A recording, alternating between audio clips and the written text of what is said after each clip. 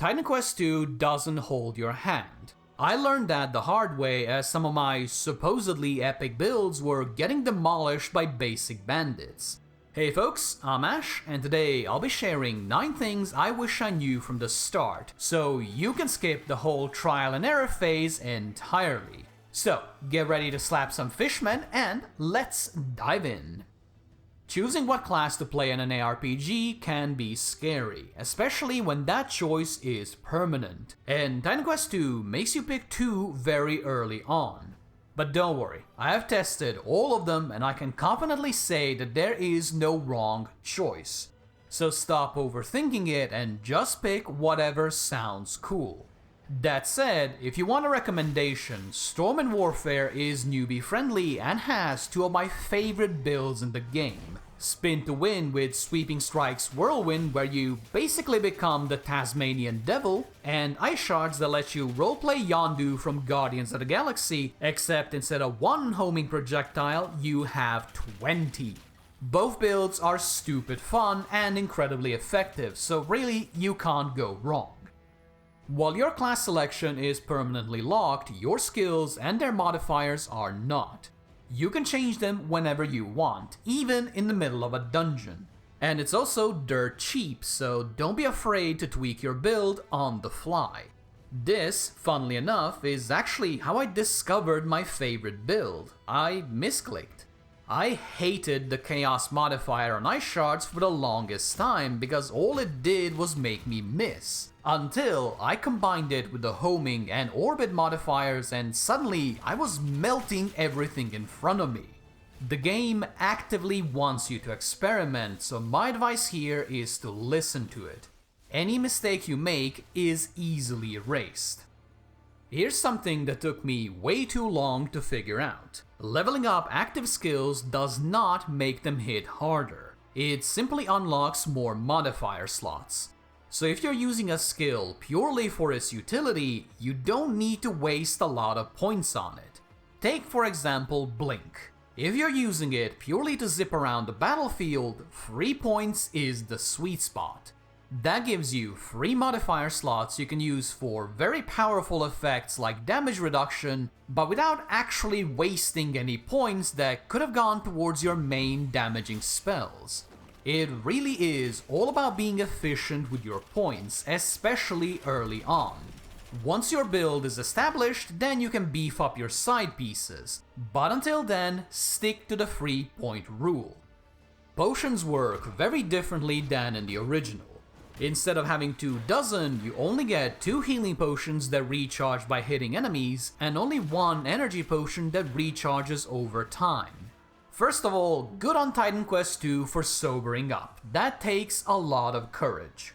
Second of all, this limit does mean that you cannot just spam them during tough fights. So what is the strategy?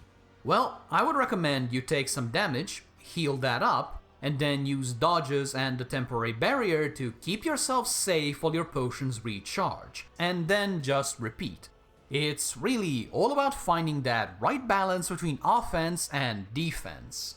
As for the energy potion, if your build falls apart without constantly drinking one, you have got far bigger problems. A good build should work most of the time and not just when you're chugging mana, so do make sure to add a bit of energy regeneration to help smooth things out. Stop trying to face tank everything. Seriously. Bosses and elites hit like trucks, and standing there trading blows will simply get you killed.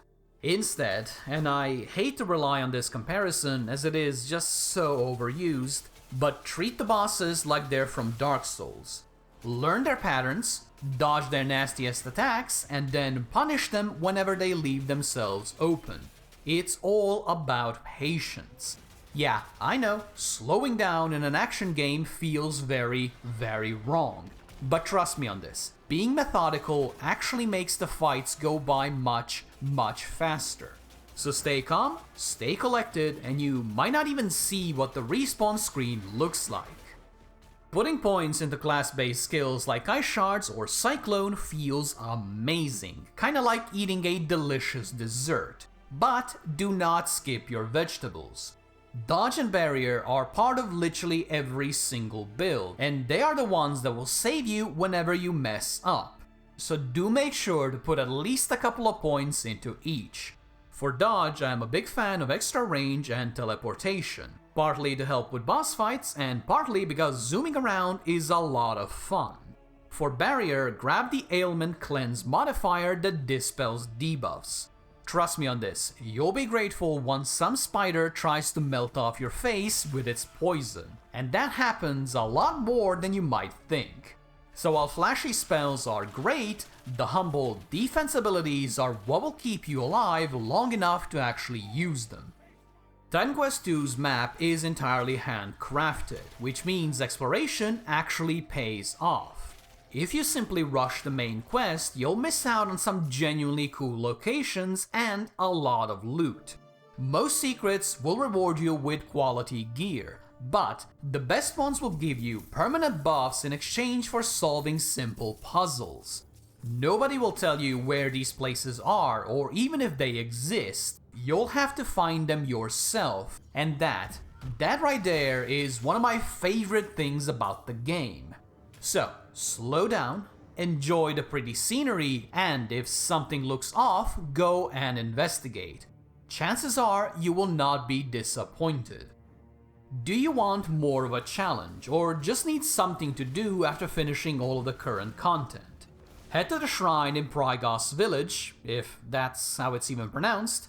In any case, there you can respawn enemies, crank up their levels, and even boost older areas to match your current power.